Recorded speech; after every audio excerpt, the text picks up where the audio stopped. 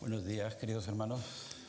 Me alegro de ver de nuevo algunas caras que han estado ausentes por tiempo y motivo de agradecimiento al Señor por mantenernos sanos, firmes en Él y con la esperanza puesta en su venida.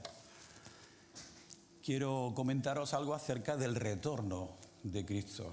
Sé que es un tema difícil, es un tema polémico, es un tema controversial, hay muchas opiniones, a veces dogmatizamos demasiado en acontecimientos que todavía no han tenido lugar y resulta luego un caos poner en orden ideas. Mi recomendación, y siempre lo mantendré, es ir a las Escrituras, ir a la palabra de Dios, examinar, escudriñar, desde el corazón, pero con el entendimiento, todas aquellas cosas que nos hablan del futuro. Es cierto que Cristo va a volver, Él lo dijo. Voy a citar solamente, ya conocéis el texto de memoria porque se hace alusión a él muchas veces cuando celebramos la Cena del Señor. Cuando Pablo enseñaba a la iglesia de Corinto acerca de cómo celebrar la Cena del Señor, la Mesa del Señor, el apóstol Pablo deja caer unas palabras que los evangelistas no recogen en sus respectivos escritos, aunque evidentemente se dejan entrever. Palabras textuales no se recogen, pero hay otras palabras que sí nos hacen pensar que en la mente de nuestro Salvador en aquella noche estaba presente el regreso cuando Él todavía ni siquiera se había marchado. Él dice en 1 Corintios 11, 26, porque todas las veces que comáis este pan y bebáis esta copa, la muerte del Señor proclamáis hasta que Él venga. Es un claro indicativo. Encontramos que en la palabra de Dios los evangelistas recogen gran información de lo que el Señor habló aquella noche a sus discípulos en el aposento alto. Hay diferencias, matices, ¿verdad? Pero, por ejemplo, Lucas recoge las palabras de Jesús como estas: no volveré más a celebrar esta Pascua con vosotros hasta aquel día. Quiere decir que el Señor manifiesta abiertamente que no todo iba a terminar cuando Él se marchara de aquí, como ya había anunciado de manera repetida a sus discípulos. Tenía que irse, los discípulos no querían, estaban muy contentos, estaban muy felices de tener a Jesús cerca de manera permanente. Había una seguridad en torno al Maestro, al hacedor de milagros, al profeta por excelencia. Pero Él ya había dicho que tenía que marcharse y que era necesario además que se fuese, porque si no, no mandaría, no podría enviar al Consolador, cosa que es imprescindible para el funcionamiento adecuado de la Iglesia universal como cuerpo de Cristo.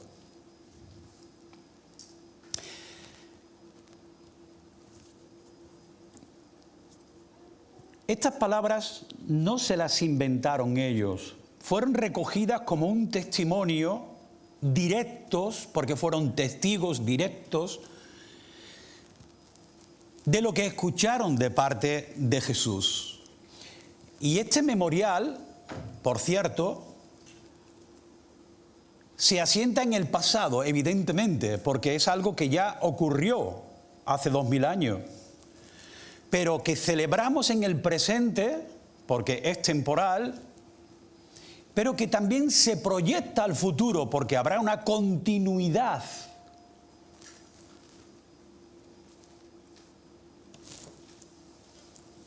Él dijo: no beberé más de este fruto de la vid hasta aquel día cuando lo beba nuevo con vosotros en el reino de mi Padre. Lo instituido en esos momentos cruciales en el aposento alto lo fue evidentemente para hacer memoria de Él. Hacemos memoria de alguien cuando ese alguien no está presente, ¿cierto o no? Es así.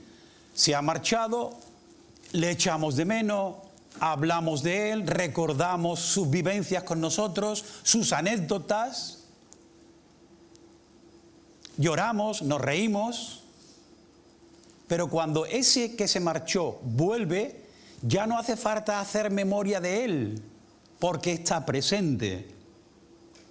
Así que lo hacemos como un homenaje de amor al que, después de cumplir el propósito final de Dios, que era ser hecho expiación por el pecado en la cruz, mismo subió al cielo después de ser resucitado por el poder de Dios al tercer día de su muerte.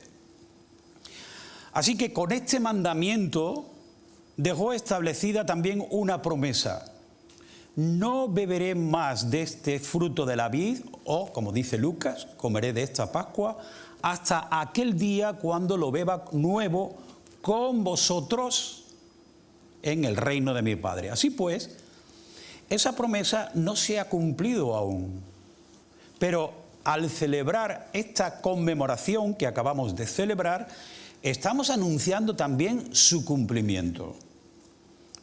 Ahora, hay una pregunta, una cuestión importante. ¿Cómo lo esperamos? ¿Cómo esperamos ese acontecimiento? Bueno, no vamos a hacer una encuesta respecto a eso, ¿verdad?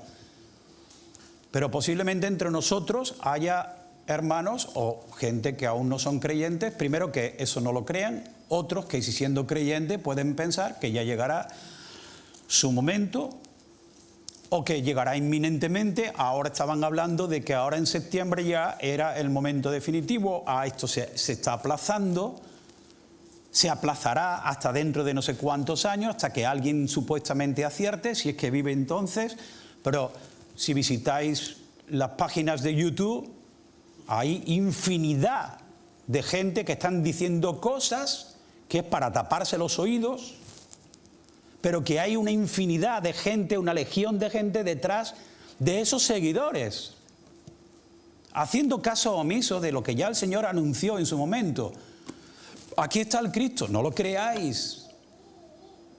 Cuando a Él le preguntaron acerca de la destrucción del templo y acerca de su venida, según recoge Mateo, el evangelista Mateo, en palabras de Jesús, dijo Él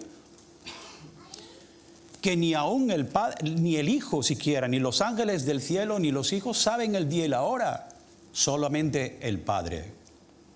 Pero claro, hay tantos sabios en este mundo anunciando esas fechas desde hace años, ya los testigos de Jehová avisaban y se equivocaban y volvían a profetizar y los cálculos estaban mal.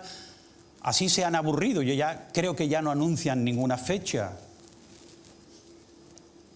Hemos de tener mucho cuidado con eso, hermano, no seamos tan crédulos. No creamos todo lo que oímos, creamos todo lo que leemos. Que ojalá sea una palabra sana la que llene nuestro corazón y nuestro pensamiento, no los dichos de otras personas, por muy respetables que sean. Crea a Dios, no me creas a mí. No creas al ser humano, que el ser humano vive conforme a sus sentimientos. Un día se levanta con ánimo y otro día se levanta con tristeza. Un día está apagado y al otro día se quiere comer el mundo. Un día espera el futuro con ansiedad y otro día se levanta nostálgico, recordando el pasado. Nuestros sentimientos no nos llevan a buen puerto con respecto a lo que debemos esperar de Dios.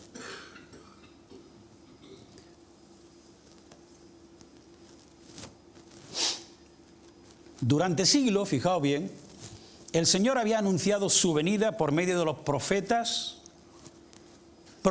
que bajo la guía del Espíritu Santo dieron señales, dieron lugares concretos que guardarían una estrecha relación con el Mesías. Los profetas anunciaron la venida de Jesús. No mencionado como tal Jesús, pero sí como el Mesías, el enviado de Dios, en griego, el Cristo. Dijeron que nacería de Dios, porque el hijo dado sería nacido de una virgen, sería llamado admirable, consejero, Dios poderoso, Padre eterno, príncipe de paz.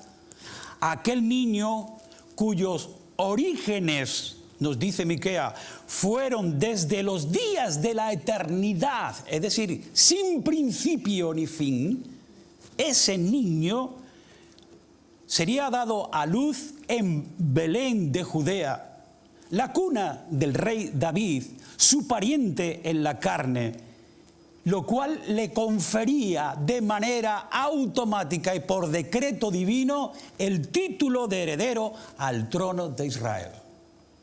Lo habían dicho los profetas.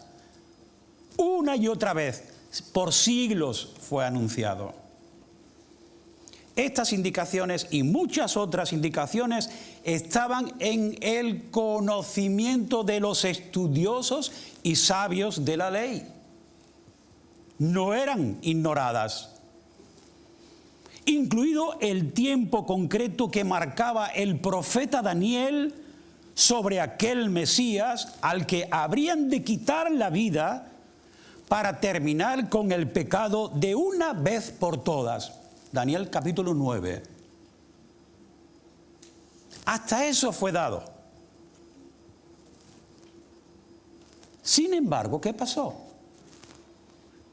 Que a pesar de la profusión de elementos, a pesar de la profusión de indicadores, la inmensa mayoría de aquellos especialistas bíblicos no aguardaban al Cristo. No aguardaban al Cristo, al Mesías, cuando el Mesías hizo su aparición. No lo aguardaban, no lo esperaban. Sabían de todas las señales, pero no lo esperaban. Herodes consultó a estos sabios especialistas y ellos le informaron de lo que los profetas dijeron. Mateo capítulo 2. Abrieron la Biblia y dijeron: oye, majestad, pues resulta que los profetas hablaron de esto. ¿Dónde habría de nacer? En Belén de Judea.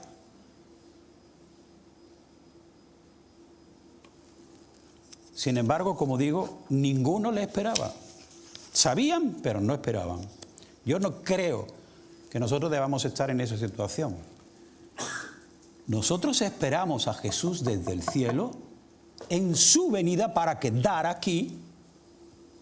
Lo del tema del rapto y otras cosas quedan ahí en un paréntesis. Yo no voy a hablar sobre ese tema en estos momentos. La venida de Cristo está próxima, cada vez más próxima, pero no sé cuánto de próxima ni cuánto de lejana aún para nosotros que contamos el tiempo de una manera distinta al que cuenta Dios. Dios no cuenta el tiempo con un reloj en la muñeca. Dios creó el tiempo y se sujeta al tiempo conforme Él ha profetizado, pero está por encima del tiempo. Él creó el tiempo. Y nosotros estamos adaptados al tiempo, pero Él no. Como bien indica el apóstol Pedro, para Él no existe el tiempo, y hace una comparación para que nosotros lo podamos entender. Para Él es un día como 1000 años y 1000 años como un día. Es decir, no tiene sentido, el tiempo no Él cuenta. Él lo vive de una manera distinta. Nosotros es que quitamos cada hoja del calendario, cada día una hoja del calendario, y sabemos que nos queda un día menos de existencia en esta tierra y que nos vamos marchando poco a poco, ¿o no es verdad? Claro, esa es nuestra realidad. Pero la realidad de Dios no, Él no envejece. Así que dejemos a Dios, y lo digo con todo respeto, dejemos a Dios tranquilo en ese asunto. No nos metamos en camisa de 11 varas, que no sabemos salir de ellas. Es verdad, algunos lo esperaban, sí, es cierto, pero entre los muchos de Israel, algunos esperaban. El evangelista Lucas recoge en su texto que había en Jerusalén un hombre que se llamaba Simeón. Ahí tenemos la diferencia. Ya ese hombre no solamente escudriñaba las Escrituras y sabía, sino que además esperaba, y que además le había sido revelado que vería la salvación. Y dice, se llamaba Simeón. Y este hombre justo y piadoso esperaba, este sí esperaba. Los demás vivían alegremente. Los demás vivían pues como si no hubiese que pasar absolutamente nada anormal en esta tierra y que todo continuaría igual. En sus quehaceres diarios, en sus idas y venidas, en sus trabajos, en su familia, en sus vacaciones, para arriba y para abajo, gobernando sus vidas como allá a ellos les parecía.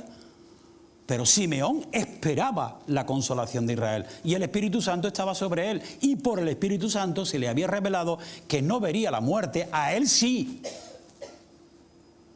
A él sí, a nosotros no. Que no vería la muerte sin antes ver al Cristo del Señor. A nosotros no se nos ha dicho nada.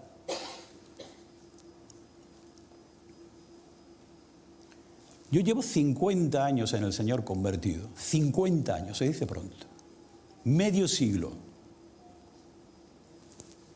Medio siglo. Y he escuchado muchas veces, yo mismo le decía a mis hijos, papá no va a morir, no te preocupes, porque pensaban, claro, se van muriendo hay padres de los niños que están con ellos, que se van muriendo, están enfermando, sus abuelos, y yo le decía, digo, no, papá no se va a morir, papá se marcha antes con el Señor. Pues ya tengo 71. Y el cuerpo no es el mismo ya. Ya hemos pasado revista con unos dos de camino por acá, por el pasillo, de que el cuerpo que estaba hace 50 años no es este ya. O sea que yo ya en mi balance llevo un déficit enorme. Voy a llegar allí, cuando llegue, a medio hacer o deshacer, prácticamente.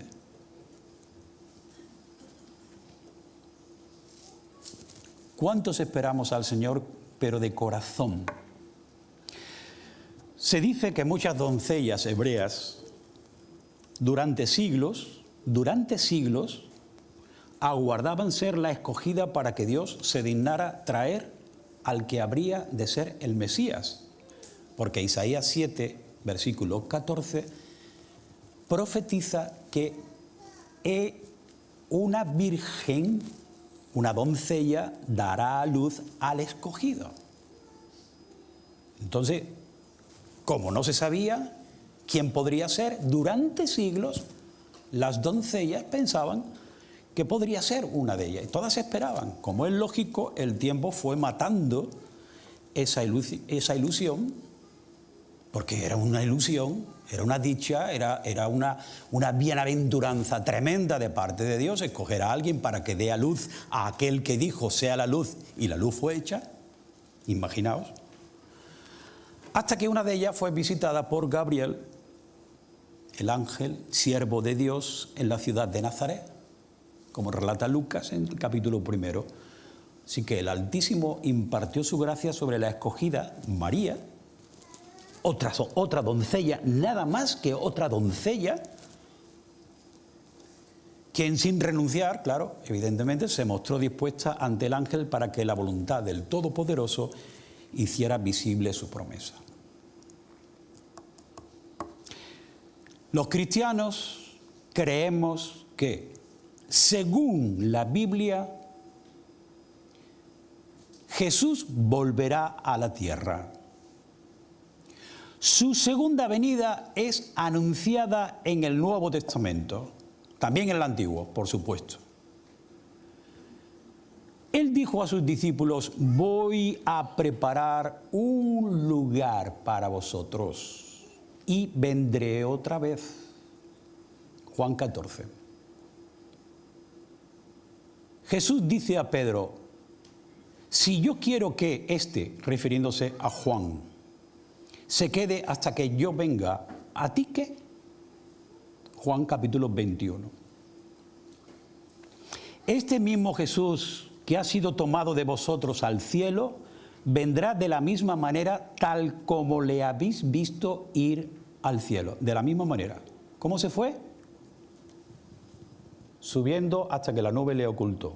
Así va a volver. De nuevo. Hechos capítulo 1. Entonces aparecerá en el cielo la señal del Hijo del Hombre, y entonces todas las tribus de la tierra harán duelo y verán al Hijo del Hombre que viene sobre las nubes del cielo con poder y gran gloria. Mateo 24:30, palabras propias de Jesús. Y por último, Apocalipsis capítulo 1, entre otras muchas citas. He aquí, viene con las nubes y todo ojo le verá.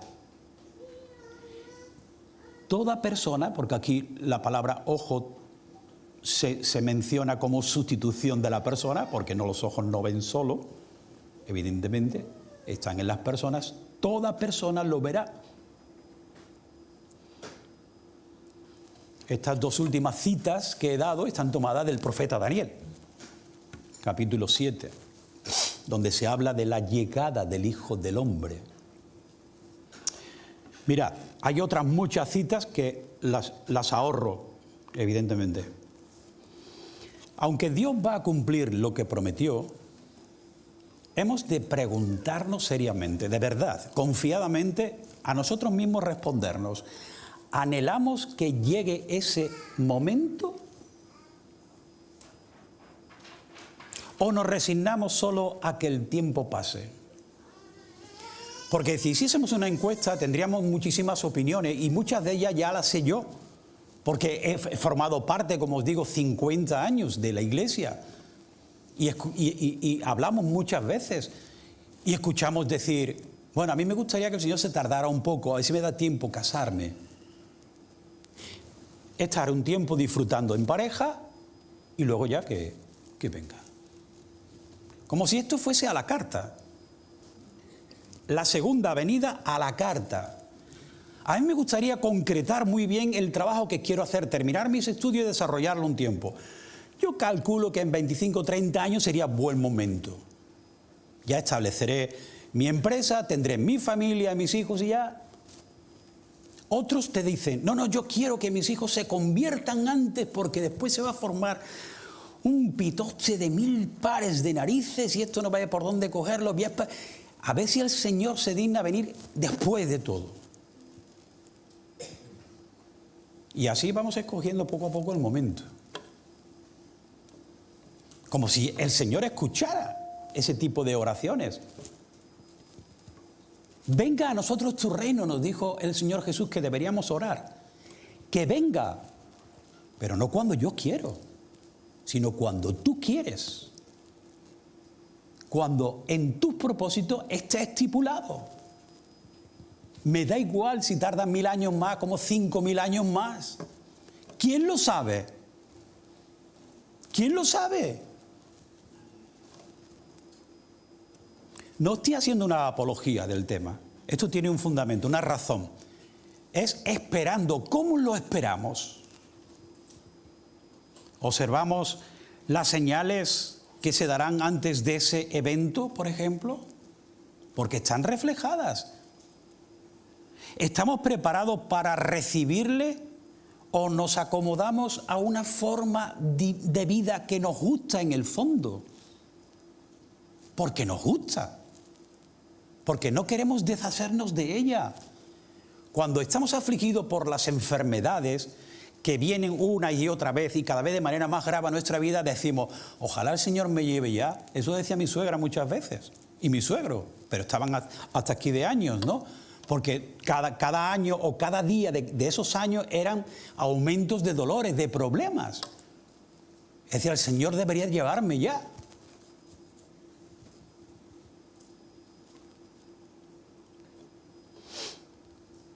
Pero si estamos llenos de salud, tenemos un buen trabajo, tenemos una buena familia, disfrutamos de la vida en todo su entorno,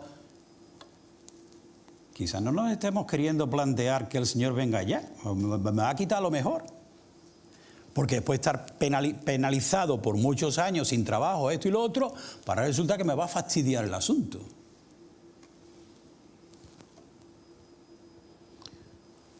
Yo no sé si habrá alguno aquí aún que todavía no es propiedad de Dios, pero se lo preguntaré: ¿estarás tú entre los llamados a recibir al Señor Jesucristo? Piénsalo. porque lo contrario es muerte, destrucción. Y si no lo estás, la pregunta es, ¿qué tienes que hacer para estar preparado? Mirad, recordamos aquella ocasión en que, regresando de Gadara, al otro lado del mar de Galilea, Jesús era esperado con gozo por la multitud que se agolpaba en la orilla occidental de ese mar, de ese lago. Allí, entre el gentío, se hallaba Jairo, un principal de la sinagoga de Capernaum, y también se hallaba entre el gentío una mujer anónima. Ambos necesitaban de la presencia consoladora y sanadora del Maestro. ¿Por qué?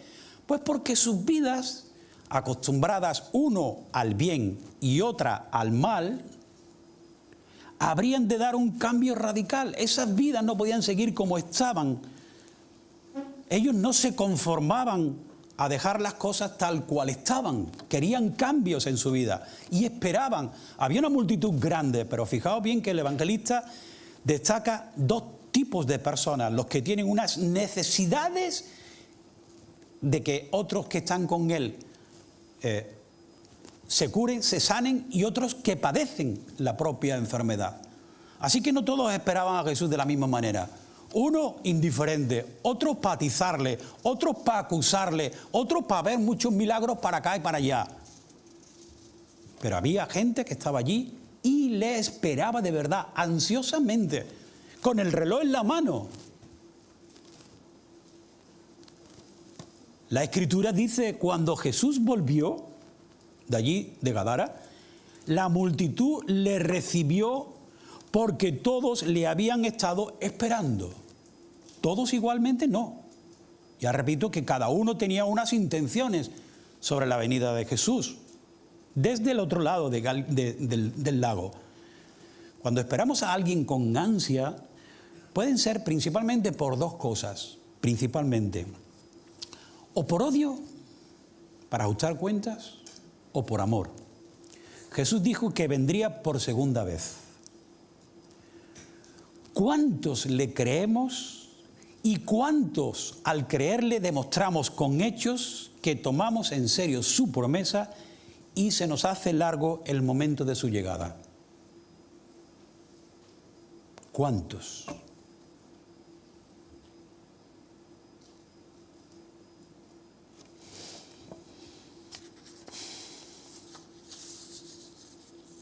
¿Clamamos a Dios de manera consecuente, venga a nosotros tu reino? ¿O nos sentimos completos con esta vida tranquila, cómoda, relajada, disfrutando de bienes, de muchos bienes, relajados de la vida espiritual que Dios nos exige, como hijos de un Padre que es santo en gran manera? Porque eso es la forma. El ejemplo de Lot, por ejemplo, el sobrino de Abraham, nos tiene que sobrecoger. Dice la Escritura, y alzó Lot los ojos, se llenó de ansia y vio todo el valle del Jordán, el cual estaba bien regado por todas partes. Imaginaos qué tribu, qué nómadas no quisiera un lugar como ese. Dice más, y escogió Lot, porque Abraham le dio a escoger, y aunque él tenía el derecho por ser el mayor, sin embargo dejó que el sobrino escogiera, y escogió Lot para él todo el valle del Jordán. Así, dice, se separaron el uno del otro. El tío se separó del sobrino, Lot se separó de Abraham. Abraham se estableció en la tierra de Canaán, en tanto que Lot se estableció en las ciudades del valle. Quedaba para un negocio mayor. ¿Y qué hizo Lot? Fue poniendo sus tiendas, que no vivían en casas de ladrillos, poniendo sus tiendas, ya no una tienda de él y su familia, sus tiendas para sus criados, para sus animales, para el ganado de venta, para la leche, para el trigo, para todo, sus tiendas. ¿Hasta cuándo? ¿Hasta dónde? Hasta Sodoma. Amigo. Ya ha cambiado el panorama. Mientras que estuvo con Abraham, su tío, él fue bendecido. Y él dijo, esta bendición que tengo la voy a prosperar aún más. ¿Recordáis que de Abraham se dice que no esperaba, nunca esperó una ciudad? Siempre fue un nómada, un hombre de tienda de campaña, que no poseyó 1 metro cuadrado de propiedad en esta tierra. Hay una excepción, es verdad, pero no para él. Él tuvo 1 metro de tierra, sí, la que compró para enterrar a su esposa, a Sara. La compró porque no quería que sus enemigos vinieran años más tarde y hacer desaparecer aquel sepulcro. Pero él no tuvo 1 metro cuadrado de posesión, porque Hebreos nos dice que esperaba otro tipo de ciudad. Sin embargo, Lot llegó con sus tiendas hasta Sodoma. ¿Y qué se encontró? Que los hombres de Sodoma eran malos y pecadores con el Señor en gran manera. Posesiones. Adquirir tierras, adquirir cosas, propiedades, multipropiedades, disfrutes permanentes. Esa es la mayor tentación en este siglo para nosotros como cristianos. El disponer de todo lo que se pueda comprar, aunque nada nos podamos llevar de aquí. Casi sin darnos cuenta, hermanos, nuestra forma de vida se adapta peligrosamente a la de Lot, a la de un mundo que aborrece a Dios, si no en palabras, que también, sí en hechos. Y nos cuestionamos si Jesús está próximo a venir y por tanto pensar lo mismo que aquel siervo malo que decía o se decía a sí mismo, mi Señor tarda en venir, y empieza a golpear a los criados y a las criadas y a comer, a beber y a embriagarse, es decir, a darse la buena vida, la vida padre. Mi Señor tarda en venir, me dedicaré a engordar mi vida de cosas, a comer y beber. Es una forma de reducir, pero es verdad. Comer y beber es la principal ocupación del hombre en la vida. Y para eso trabajará todo el tiempo que haga falta. Y se gastará, llegará a los 70 años prácticamente trabajando, aunque no le queden resuellos para disfrutar de lo que ha percibido, que eso es lo que ve Salomón cuando escribe el libro de Proverbios. Gente que se pasa toda la vida acumulando bienes y al final se lo deja a aquellos que no han dado un palo al agua, que están deseando que doble el pico para poder echar mano de todo lo que le deja.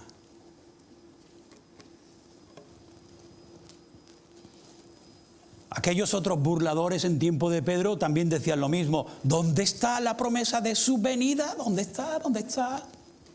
Y había creyentes que se identificaban con ellos, es verdad, no está en ningún sitio, no viene. Ya han pasado años y no ha ocurrido. ¿Será un espejismo? ¿Qué le pasaba a los hermanos de Tesalónica? Un tanto de lo mismo. O algunos decían, no, el Señor ya está aquí, ya está aquí, ya está aquí, ya está aquí. ¿Y qué vas a hacer, querido hermano? Yo ya no trabajo más. ¿Cómo que? ¿No trabajas más? No, ¿para qué? Si el Señor va a venir ya. Había hermanos en la iglesia de Tesalónica pensando así. Y Pablo irónicamente responde, bueno, si el que no quiera trabajar que tampoco coma. Nada, hay que parar. El Señor va a venir ya. Y hay muchos vividores así, anunciando eso y después proponiendo una colecta para que mi vida de aquí a que venga pueda ser un poco más cómoda. Esos falsos profetas que abundan así. Por contra, la palabra de Dios nos exhorta por su misericordia ¿a qué? A que no nos adaptemos a este mundo. No tomemos la forma de este mundo. Y este mundo va a catástrofe. Espiritualmente va a la catástrofe. no adaptemos esa misma forma nosotros, sino hemos de ser transformados. Pero ¿cómo soy yo transformado? ¿Cómo eres tú transformado? Pues tiene que ser de manera espiritual, empezando por lo que realmente tiene importancia, mediante la renovación de nuestra mente, esta mente, la mente que dice que tenemos también los cristianos, que tenemos la mente de Cristo y que está en desuso. La renovación de nuestra mente, que dejemos de pensar como piensa el mundo. Y conforme piensa, actúa. Que nosotros no nos dejemos llevar por esa inercia, sino que nos transformemos mediante la renovación de nuestra mente. ¿Para qué? Se preguntarán muchos. ¿Para qué? ¿Merece la pena? Pues mira, si merece la pena, tú mismo juzga. Para que verifiquemos, comprobemos y aceptemos cuál es la voluntad de Dios. ¿No te interesa saberla? ¿No te interesa saber cuál es la voluntad de Dios? ¿Hay algo más importante en nuestra vida?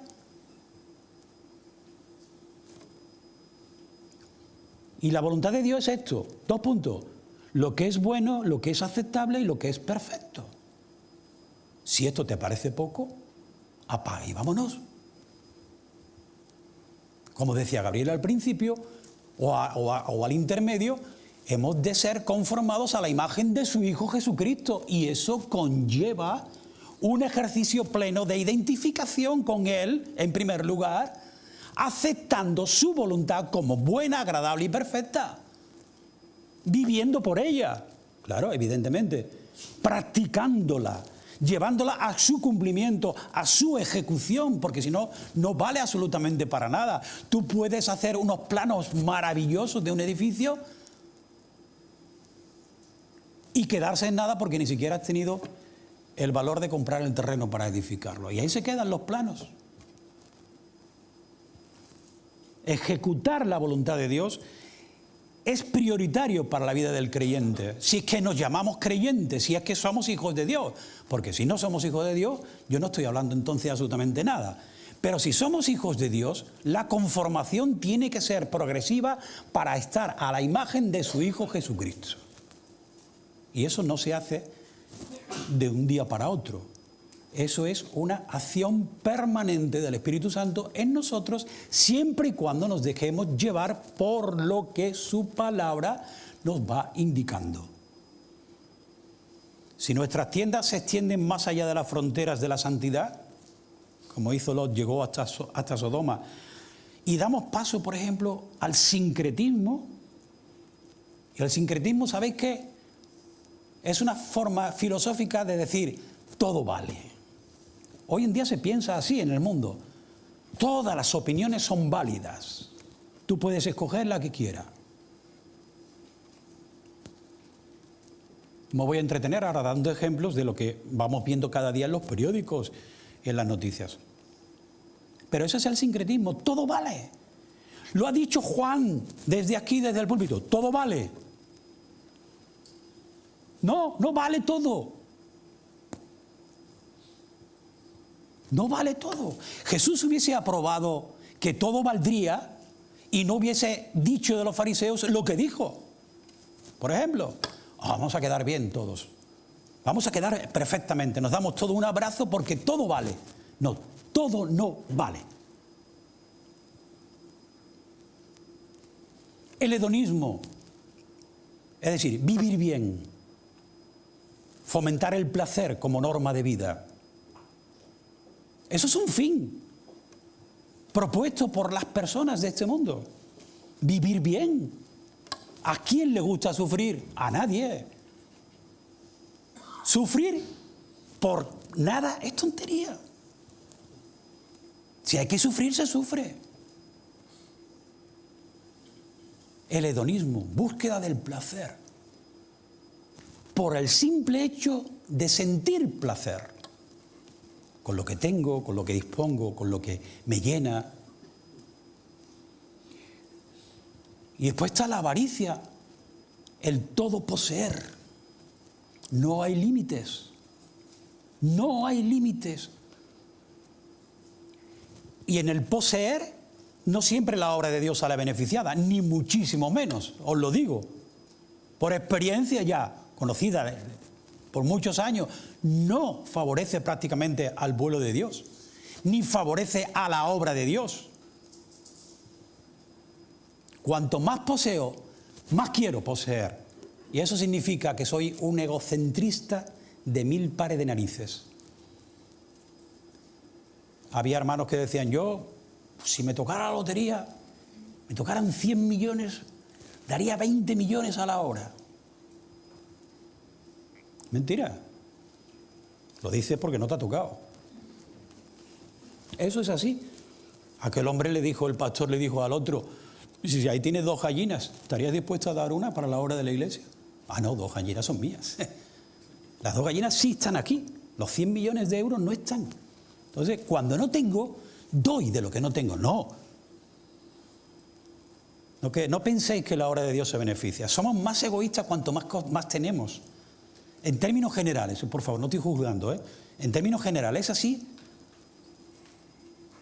La evolución de la iglesia cristiana, entre comillas, digo, en todo el mundo ha evolucionado. El otro día daban estadísticas de la iglesia, de los creyentes en Brasil. Yo no sé si han llegado ya al 50% o han pasado. O sea, ya no estamos hablando de 12 personas perseguidas por Judea. Ya estamos hablando de un ejército de millones de personas. ¿Y creéis que la obra de Dios ha avanzado? ¿O todavía estamos esperando que vengan, perdóname Elizabeth, los americanos para sacarnos las castañas del fuego y paguen los folletos y paguen las Biblias que regalamos y cosas por el estilo? Gracias a Dios lo hicieron en su momento, cuando aquí la semilla era incipiente en cierto sentido. Después de la guerra civil y el dominio del franquismo, de las altas esferas, era difícil. Bueno, pero ya es que somos muchos y tenemos una gran libertad y hemos prosperado y podemos ser médicos, ingenieros y pilotos y astronautas y todo lo que tenemos y podemos... No, que tampoco es eso. Cuando el Señor toma a aquella mujer que está en el templo, va a entrar al templo y echa las 2 blancas, nos enseña muchas cosas, queridos, muchas cosas. Casi sin abrir la boca, en 3 versículos, nos da una lección el maestro que es para que la cara se nos ponga roja.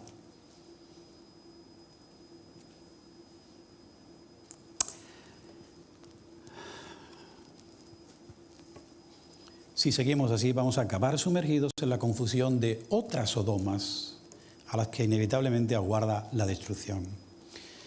Hermanos, que el Señor está más cerca, es cierto. Más cerca desde el principio, más cerca. No sabemos, que nadie engaña a nadie, no sabemos el tiempo de su retorno a esta tierra. Pero lo que sí es verdad es que ya falta menos. Falta menos para ese glorioso día, para ese glorioso momento en que el sol de justicia va a resplandecer en todo el universo. Eso es lo que nos debería de llenar de gozo expectante. Que el sol de justicia por fin va a resplandecer, y de qué manera en este universo lleno de tinieblas. Eso nos debería alegrar el día, ya.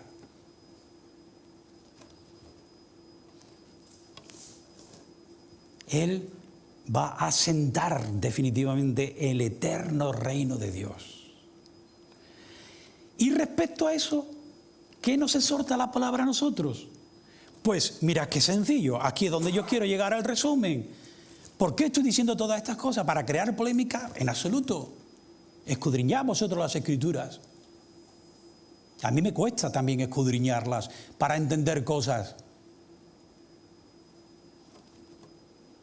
Pero lo que sí me importa y lo que sí nos importa a todos los que estamos aquí es que todo nuestro ser, espíritu, alma y cuerpo, sea preservado irreprensible, que no seamos dignos de ser reprendidos para la venida de nuestro Señor Jesucristo. La palabra aquí es parusía, la llegada en gloria a este suelo, a este mundo.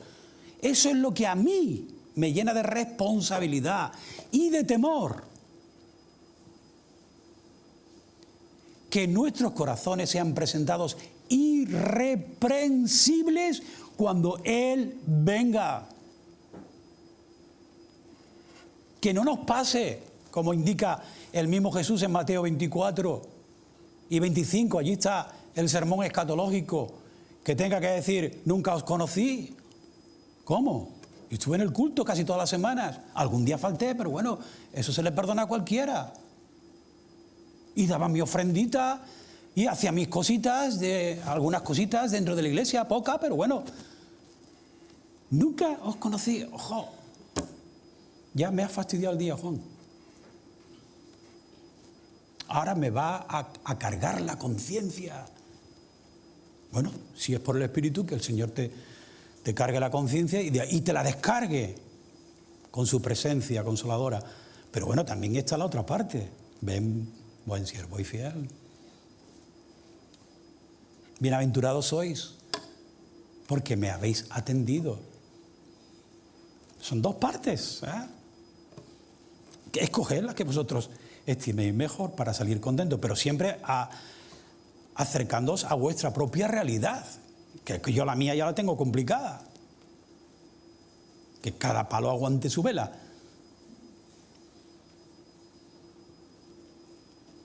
Para la venida de Cristo, como no sabemos cuándo va a ser, que nuestro corazón viva de manera irreprensible a partir de hoy. A partir de hoy. Que no nos sintamos reprendidos por Él, sino asentados en Él con confianza. Así que deseo, hermanos, que nuestro corazón se rinda ante esa realidad palpable de regreso en gloria de Cristo Jesús, dándolo por hecho, a pesar de la tardanza que dicen algunos. No, imitemos al anciano Simeón, quien bendijo a Dios por la salvación que en sus brazos reposaba cuando en ellos acunó al bebé Jesús. Aquel niño de Belén marchó al cielo hace 2000 años y pico y prometió regresar. Mientras tanto, vivamos esa promesa. Vivamos en esa promesa de la forma en que lo vivió Simeón. Porque tenemos el privilegio de recordarle en su primera venida. Esa primera venida que culminó de una manera triunfal la obra de Dios, cuando Él murió en la cruz y resucitó de entre los muertos. Disfrutemos de eso. Cada domingo lo anunciamos. A veces, como dice Gabriel, a veces... Y hemos de reconocerlo por rutina, porque toca, porque es domingo. Un día más. Tomamos el pan y la copa.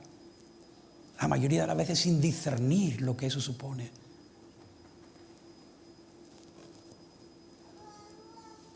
Pero si lo hacemos de corazón, anunciamos la muerte del Señor hasta que Él venga. Así es como lo debemos hacer, justamente hasta que Él vuelva a la tierra de la cual partió. Que así sea. Amén. Oramos.